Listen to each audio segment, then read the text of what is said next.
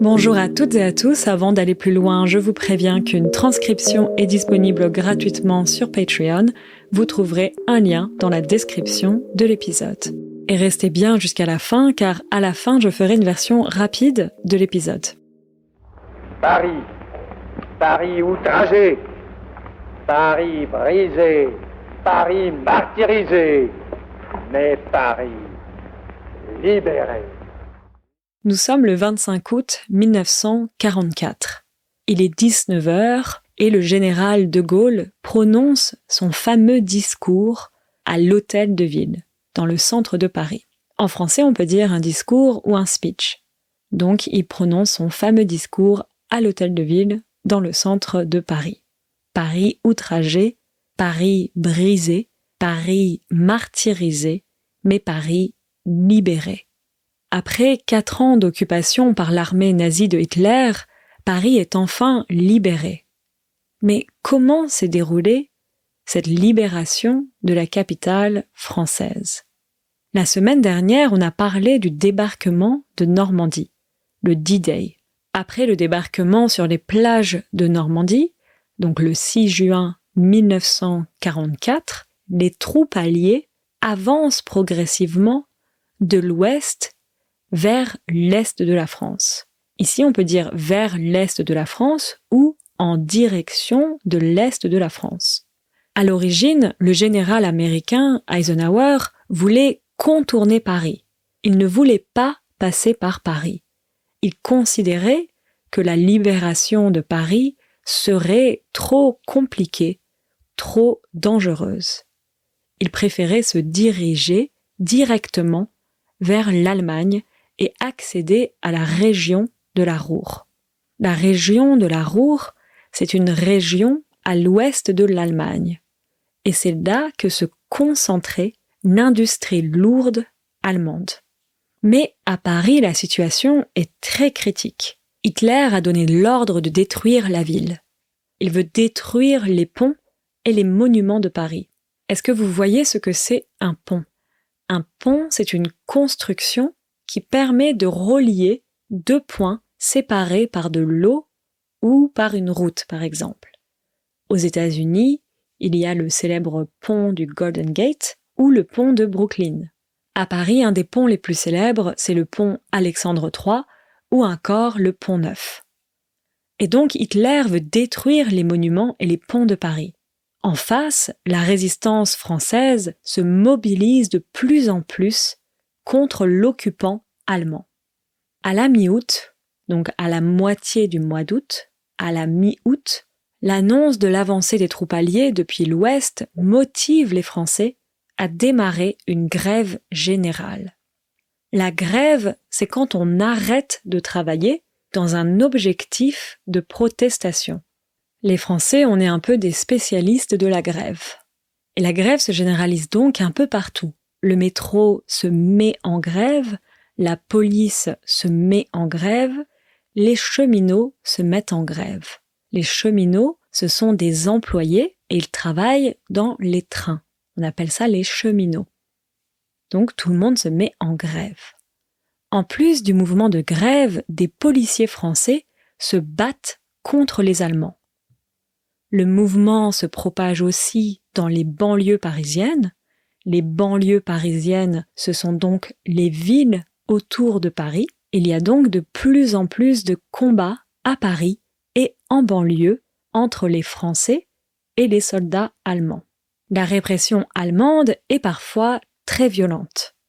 Des résistants sont assassinés et sans une aide extérieure, la résistance ne pourra pas durer longtemps. Face à l'insurrection de la ville de Paris, le général de Gaulle essaye de convaincre le général américain Eisenhower. Il faut envoyer des renforts. Il faut envoyer de l'aide. Finalement, Eisenhower accepte. Libérer Paris a une importance symbolique. Et c'est la division du général Leclerc qui avance vers la capitale. Le général Leclerc, c'est un général français et c'est une des figures majeures de la libération de la France. Après plusieurs combats en banlieue, le 24 août, la division du général Leclerc entrent dans la capitale française. Arrivés à Paris, les chars d'assaut français détruisent les chars allemands, les Panzer. J'ai expliqué la semaine dernière, les chars d'assaut, c'est des tanks. Et en Allemagne, c'était les Panzer. Il y a quelques batailles dans la ville, dans la capitale, mais assez rapidement, les hommes du général Leclerc reprennent Paris des mains des Allemands.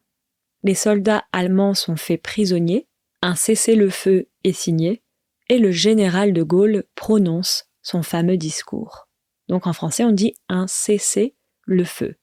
C'est quand on met fin aux hostilités, un cessez-le-feu. Les Français sortent leur drapeau bleu, blanc, rouge, c'est la fête dans la ville, on célèbre la libération de Paris. Mais l'heure n'est pas qu'à la joie, mais également à la violence et à la vengeance. Alors ici, quand on dit qu'à la joie, c'est que à la joie, et c'est dans le sens de uniquement à la joie. L'heure n'est pas qu'à la joie, l'heure n'est pas uniquement à la joie. L'heure est également à la violence, à la vengeance. Des tribunaux populaires sont improvisés dans la ville.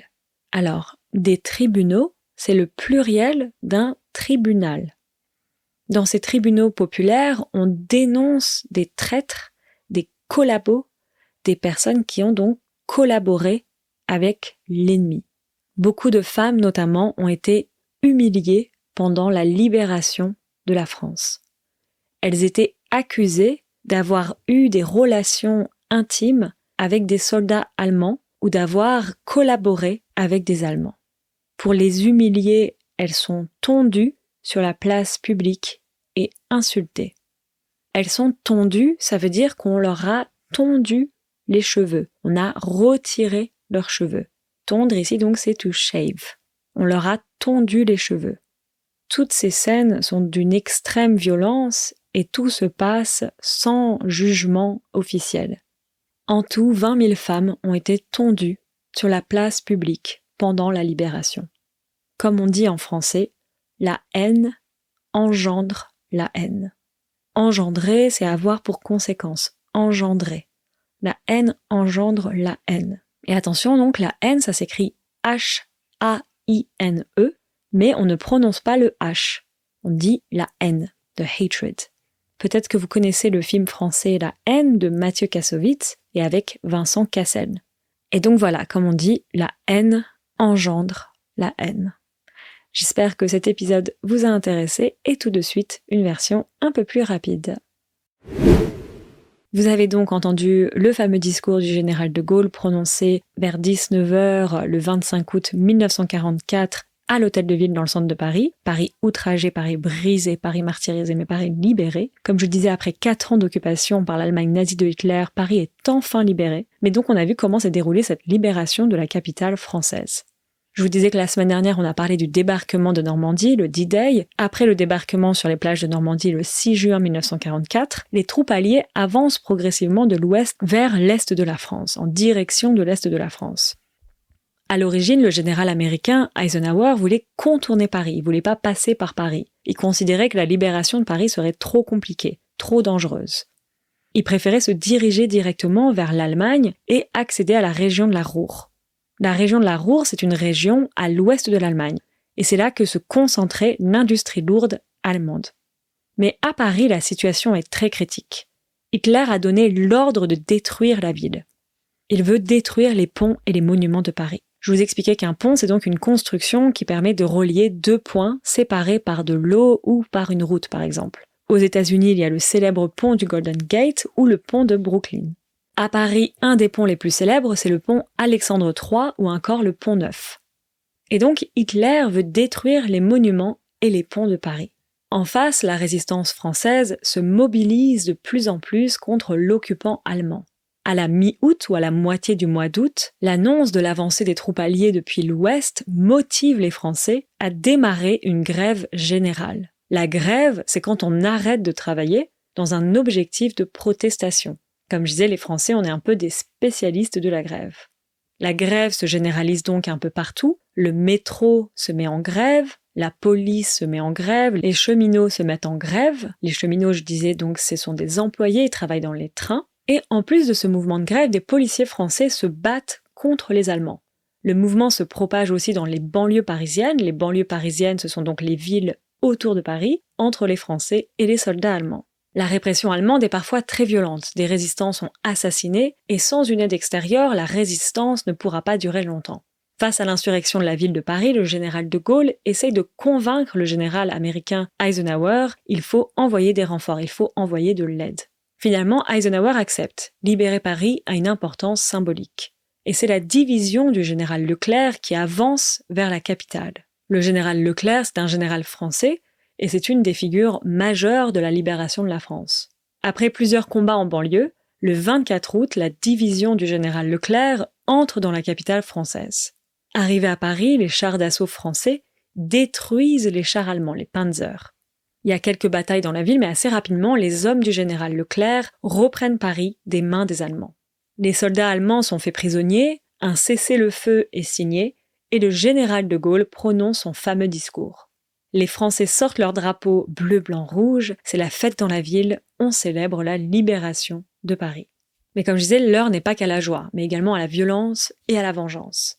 Des tribunaux populaires sont improvisés dans la ville. Dans ces tribunaux populaires, on dénonce des traîtres, des collabos, donc des personnes qui ont collaboré avec l'ennemi, et beaucoup de femmes notamment ont été humiliées pendant la libération de la France. Elles étaient accusées d'avoir eu des relations intimes avec des soldats allemands ou d'avoir collaboré avec des Allemands. Pour les humilier, elles sont tondues sur la place publique et insultées. Elles sont tondues, ça veut donc dire qu'on leur a tondu les cheveux, on leur a retiré leurs cheveux. Toutes ces scènes sont d'une extrême violence et tout se passe sans jugement officiel.